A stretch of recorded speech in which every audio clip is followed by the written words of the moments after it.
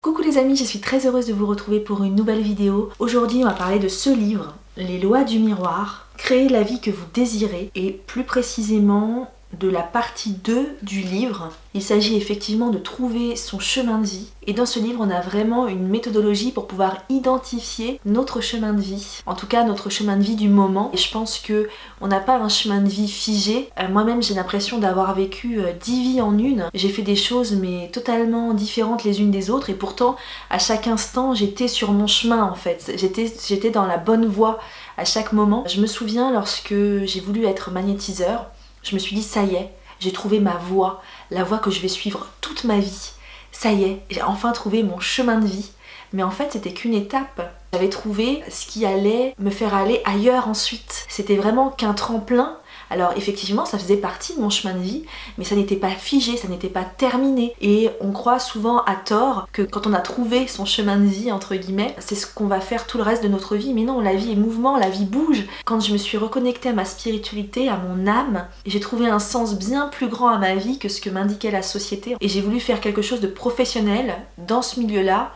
Et comme j'avais des capacités pour le magnétisme, je me suis engouffrée dans cette voie-là, ça me plaisait énormément. À côté de ça, j'explorais plein de domaines, la médiumnité, l'ésotérisme, voilà, je touchais un petit peu à tout dans ces domaines-là. Et du coup, j'ai eu envie de faire quelque chose de professionnel, en lien avec mes passions. Et le magnétisme s'est imposé à moi parce que vraiment j'avais des capacités pour ça. Et ça me plaisait aussi, parce qu'il suffit pas d'avoir des capacités, si ça te plaît pas, à quoi ça sert? Nos capacités aussi nous montrent le chemin.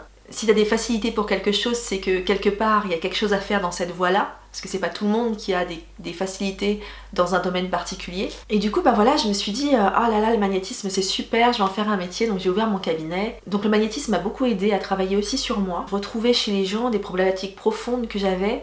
C'est comme si ce métier que j'avais créé, j'en avais besoin aussi pour moi, pas seulement d'un aspect financier, mais aussi pour évoluer. Parce que les gens que je rencontrais, ils avaient des problématiques que je portais aussi en moi, de les aider à travailler sur eux, ça m'aidait aussi à travailler sur moi. Et petit à petit, je me suis rendu compte qu'on avait tous plus ou moins les mêmes problématiques profondes et j'avais envie de travailler sur le fait de responsabiliser les gens et ne plus mettre de pansements sur des plaies ouvertes, mais d'aider à la source en fait, différemment. Et comme je m'éclatais sur internet à faire tous mes trucs sur internet, c'est-à-dire des vidéos, des articles, des partages sur les réseaux sociaux, j'avais vraiment ce goût-là pour tout ça. Je me suis dit que finalement ma place n'était plus dans un cabinet à aider une seule personne, mais que j'avais envie d'aider un plus grand nombre grâce à internet. Et c'est comme ça que j'ai changé. Mais ça a été difficile pour moi de changer de voie, parce que dans ma tête c'était ancré que j'étais magnétiseur, j'avais trouvé mon chemin et c'était ça que j'allais faire toute ma vie. Alors que non, ça a été un tremplin pour autre chose. Donc grâce à ça, j'ai pu acquérir de l'expérience aussi dans les domaines qui m'intéressent et pouvoir proposer d'autres choses autour de tout ça. Je sais pas quel sera mon chemin demain, si je continuerai à faire ce que je fais actuellement ou si je ferai totalement autre chose, j'en sais rien et c'est pas grave, on s'en fout. Ce qui compte c'est de savoir ce que je vais faire maintenant. Et dans le livre, Les lois du miroir, on va vous donner une méthodologie pour comprendre ce qui vous anime actuellement, ce pourquoi vous êtes fait actuellement. Voilà. Quand j'ai commencé à lire ce livre, j'étais un petit peu déçue parce que c'était une façon de déguiser de parler de la loi d'attraction, une autre façon de le dire avec cette histoire de miroir en fait. On renvoie quelque chose au miroir qui nous le renvoie à nous-mêmes. Enfin bref, c'était vraiment... voilà, c'est clairement de la loi d'attraction et on retrouve tous les codes de cette loi d'attraction dans cette histoire de miroir. Donc ça c'est toute la première partie. Au fur et à mesure des pages quand même, j'ai trouvé un livre coach parce que c'est vrai que la loi d'attraction, on a beau l'avoir assimilée quand on évolue dans le milieu du développement personnel, c'est pas pour autant qu'on l'applique au quotidien. Et là, grâce à ce livre, c'est vrai que ça m'a donné un peu plus l'envie de faire quelque chose dans ce sens-là avec la loi d'attraction, de vraiment l'appliquer, parce qu'on a tous lu les livres Le Secret, machin, vu le film, etc. Mais c'est pas pour autant qu'au sortir d'avoir visionné ça, on l'a peut-être appliqué 5 minutes, c'est comme les bonnes résolutions au jour de l'an, quoi. On va appliquer ça 5 minutes et puis après, ça va rester dans un fond de tiroir et puis on va plus en parler. Alors que là, on passe vraiment de la théorie à la pratique, donc j'ai trouvé ça assez sympa. Ça m'a enlevé un petit peu les préjugés que j'avais sur ce livre. Et j'aime ce principe de responsable, on est responsable de sa vie. Les champions, les gagnants et tous ceux qui réalisent leurs rêves ne pensent pas qu'ils sont à la merci d'un événement. Ce n'est pas la faute des conditions météo, du réveil qui n'a pas sonné, du hasard. Ces personnes prennent 100% de la responsabilité de ce qui survient dans leur vie. Elles savent qu'elles créent totalement ce qui leur arrive. Elles ne s'attardent pas aux difficultés, elles les notent afin de les contourner, sans s'y complaire. Les difficultés ne les immobilisent pas. Donc là on revient encore à la procrastination pour moi en tout cas. C'est-à-dire que je vais me créer des difficultés qui ne sont pas réelles pour pouvoir procrastiner. Voilà. La procrastination c'est remettre au lendemain quelque chose qui pourrait nous apporter une grande satisfaction par la suite au profit de quelque chose qui nous apporte une petite satisfaction immédiate. Procrastiner, c'est aussi avoir peur de ses rêves et trouver des excuses pour pas les réaliser. Donc il y a tout un tas de peurs, peur de pas être à la hauteur, peur de l'échec. Accroché à un rêve, en fait, on a vraiment tout plein de peurs et c'est ce qui nous empêche de le réaliser quelque part. Vous n'avez pas d'excuses. Vous pouvez tout réaliser à partir du moment où vous vous mettez en action. Après, on ne vous demande pas de tout chambouler du jour au lendemain. Vous pouvez commencer par des petits pas et petit pas par petit pas, vous faites de grandes choses en fait. Donc il faut arrêter de procrastiner et de toute façon dès qu'on a un rêve c'est qu'on peut le réaliser, sinon ça ne viendrait pas dans notre esprit. La preuve, vous n'avez pas le même rêve que tout le monde. On a chacun nos rêves qui sont assez personnels. Bon, il y a des rêves qui vont revenir chez beaucoup de personnes, mais je vous parle pas du rêve d'être riche ou d'avoir du succès ou des choses comme ça. Je parle du rêve de faire ce qui nous plaît. Après, le succès, l'argent, etc., ça doit pas être le moteur en fait. Le moteur, ça doit être de faire ce qu'on a envie de faire. Et par exemple, si on se dit, et si l'argent n'existait pas, et si le fait d'être populaire, on s'en fichait vraiment, qu'est-ce que j'aurais envie de faire moi? À quoi j'aurais envie d'occuper mes journées en fait? C'est plus ça, se dire ça. Donc là, l'auteur de ce livre, qui est Caroline Beauchamp, va nous dire que en fait, il faut d'abord être, ensuite faire, et après avoir. Alors que nous, on veut avoir, donc on fait. Et c'est vraiment un problème parce que on devrait d'abord être qui l'on est vraiment et faire ce qui fait que l'on est pour ensuite avoir. Et avoir, ça vient tout naturellement quand vous êtes dans quelque chose que vous aimez et dans quelque chose qui vous passionne, même si c'est pas immédiat. Donc c'est pour ça, si vous avez une passion mais que vous pouvez pas en vivre tout de suite, lâchez pas votre boulot alimentaire.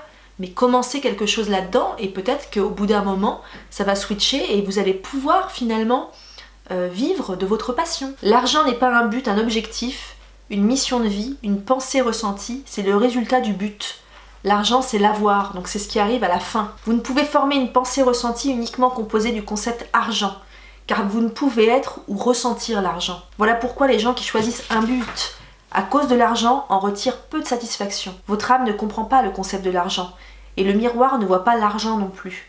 L'argent est l'un des moyens par lequel la vie, l'univers, la source répond à vos engagements, à exprimer ce que vous êtes à l'intérieur de vous. L'argent est un résultat, une conséquence, un attribut. Vous n'avez pas à chercher l'argent. L'argent est là, disponible en quantité illimitée. Si vous entretenez des pensées ressenties qui repoussent l'argent, il en sera fait selon votre désir. Donc là, il y a ça aussi. Parce qu'on a des croyances limitantes sur l'argent. Donc toujours dans le concept de la loi d'attraction, on n'attire pas à nous l'argent finalement. Quelques croyances, elle en liste quelques-unes. L'argent est difficile à gagner, l'argent est rare, je ne suis pas bon pour gérer l'argent, les gens riches sont de mauvaises personnes, l'argent est sale, l'argent rend avare, pour faire de l'argent ça prend de l'argent, on peut être spirituel et riche. Voilà, ça c'est des croyances limitatives qui sont fausses, c'est tout un tas de croyances qui sont ignorantes à ce qu'on a vécu, mais aussi à la société d'une manière générale. Voilà, il y a des choses dans l'inconscient collectif qui nous sabotent aussi. Les croyances par rapport à l'argent en font partie en fait. Quand vous allez vers vous-même, vous êtes soutenu et cela se manifeste notamment avec l'argent. Vous possédez le nécessaire pour exprimer la joie, la légèreté, l'amour. Ces états sont des aimants à argent. L'abondance sur tous les plans est votre état naturel. L'âme est abondance, la nature est abondance, vous êtes abondance.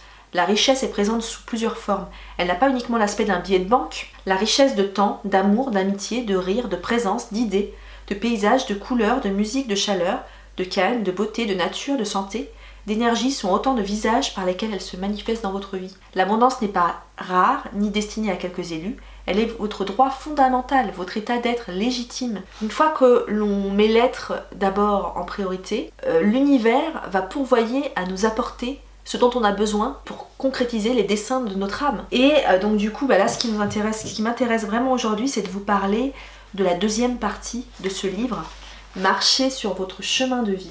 Et de vous parler un petit peu de ce que dit l'auteur à ce sujet, comment aller vers son chemin de vie actuel, parce que nous l'avons vu en introduction, c'est pas forcément le chemin qui va vous suivre toute votre vie, mais ce pourquoi vous êtes fait aujourd'hui. Combien de fois abandonnons-nous notre chemin attirés par l'éclat trompeur du chemin d'à côté? Vous seul détenez votre vérité, vous seul possédez la clé qui permet d'ouvrir la porte de votre bonheur. Bien des gens ont voulu et voudront vous donner leur clé à eux. Mais il n'existe pas de passe-partout, de clé universelle, parce qu'il n'y a pas deux humains semblables, ni deux chemins de vie identiques.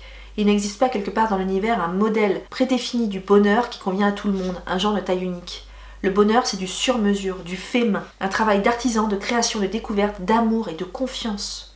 Un ouvrage que vous bâtissez pour vous, uniquement pour vous, qui vous ressemble, qui est unique. Cette seconde partie du livre va vous fournir tout ce dont vous avez besoin pour découvrir où se trouve votre bonheur. Ce chemin de vie qui vous appartient, qui est juste pour vous. Et là, elle revient sur le fait que c'est peut-être pas forcément ce qu'on pense, ce vers quoi on doit aller. Il y a une petite histoire d'une personne qui rêvait de faire le tour du monde en voilier. Il s'est rendu compte que finalement, le voilier, ça l'intéressait pas parce qu'il détestait être dans un bateau. Son rêve profond, il l'avait mal compris, c'était plus voyager, découvrir le monde. Et grâce à cette expérience du voilier, il a pu comprendre vraiment ce qui l'animait. Dans le livre, elle propose aussi de la méditation, de méditer pour pouvoir se connecter à son âme et pour pouvoir ressentir ce qui est bon pour nous. Moi ça, je vous le rabâche sans arrêt. Je pense que la méditation est un chemin vers son chemin de vie. Parce que quand on médite, on fait taire un petit peu le mental et on est plus axé sur le cœur, sur l'âme en fait.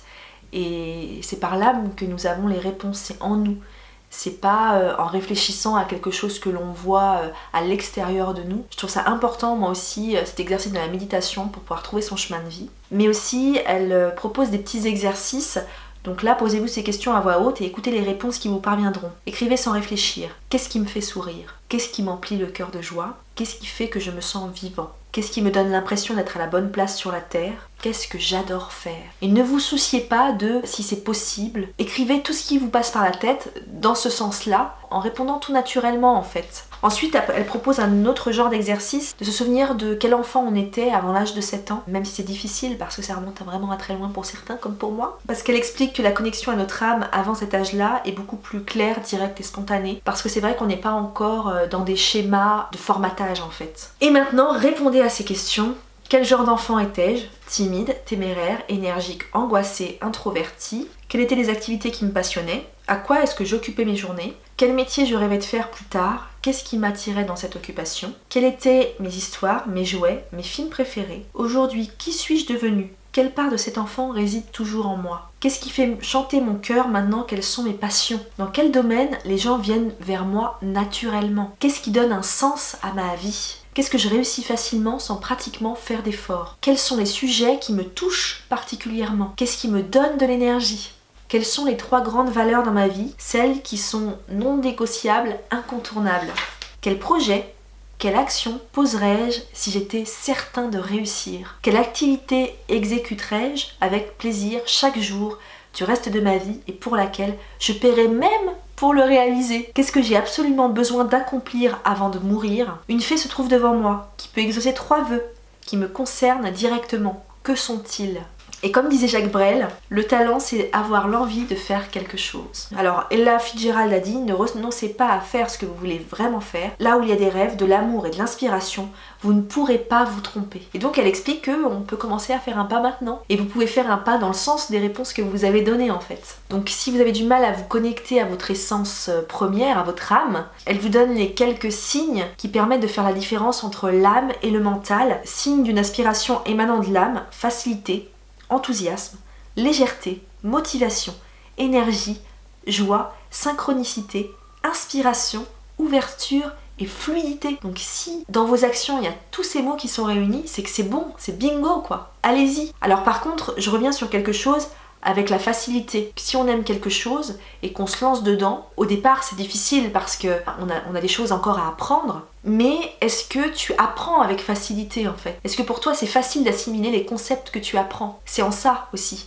parce que tu peux te lancer dans des choses qui sont pas faciles pour toi de premier abord parce que tu les as jamais expérimentés, mais qui le deviendront et qui sont faciles d'apprentissage pour toi en fait. Si c'est difficile d'apprentissage, va pas là-dedans, c'est que c'est peut-être pas ça. Ensuite, les signes d'un désir provenant du mental, sentiment de devoir faire. Voilà, c'est vraiment je dois faire ça. Lourdeur, besoin de vous motiver pour poursuivre. Ah ouais, si t'as besoin de te motiver, c'est même pas la peine. Peu d'énergie, peu d'entrain, obstacles, embûches, inconfort physique.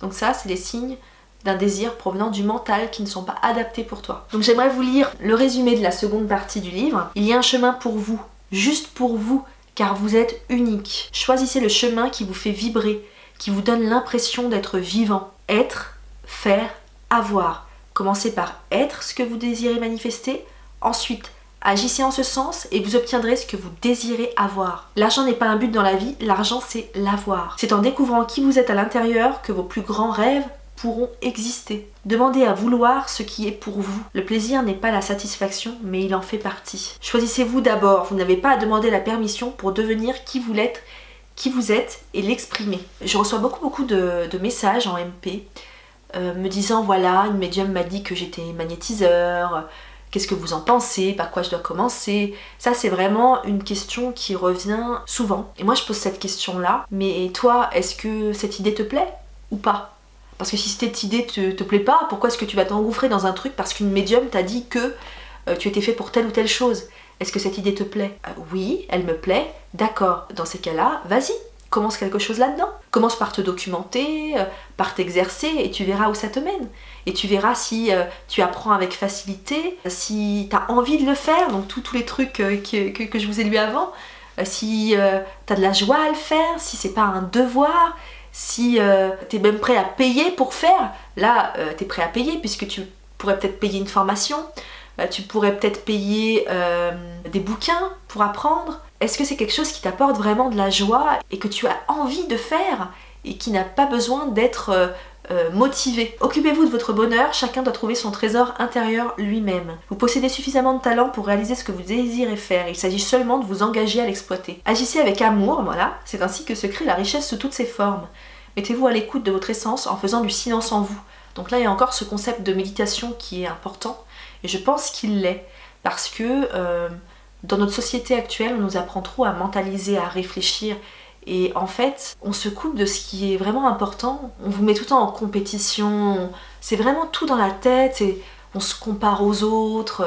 Et finalement, se comparer, c'est pas être soi-même. Là, on vous invite vraiment, avec la médiation, à voir ce qui fait sens vraiment en vous, en fonction de votre âme. Avancez vers vos rêves. Alors ça aussi, même des petits pas de mouche, c'est quand même quelque chose. Il faut être dans l'action, il n'y a pas. Parce que avec la première partie sur la loi d'attraction c'est bien, mais le problème c'est que si elle n'est pas mise en action, s'il n'y a pas d'action de votre côté, par exemple, je vais prendre l'exemple bateau du mec qui veut à tout prix gagner au loto, mais qui joue jamais. Si tu joues pas, tu risques pas de gagner au loto. Donc c'est sûr que t'as beau te dire ah bah voilà, je vais faire jouer la loi d'attraction pour gagner au loto, tu pourras pas vu que t'es pas dans l'action. Suivez les signes qui se présentent et qui vous guident vers votre joie. C'est la joie qui est un guide important à écouter. Demeurez attentif à votre ressenti qui est le moyen par lequel votre âme communique ses aspirations, voilà les ressentis.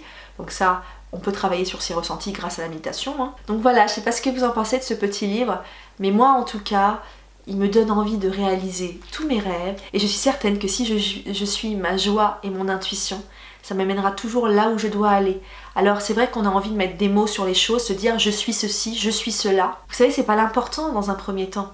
L'important, c'est de trouver ce qu'on aime, ce qui vibre en nous. Et ensuite, ça va nous amener quelque part. Le problème, c'est qu'on se projette trop loin et qu'on veut être quelque chose, alors qu'en fait il suffit juste de suivre sa joie et son intuition et c'est elle qui va nous faire devenir quelque chose en fait. Donc voilà, cette vidéo est maintenant terminée, j'espère qu'elle vous a plu. N'hésitez pas à mettre vos réponses aux petites questions qui ont été posées dans ce livre. Je les ai écrites en barre d'infos pour que vous puissiez réfléchir dessus plus calmement. Quant à moi, je vous dis à très bientôt dans une prochaine vidéo. Restez connectés.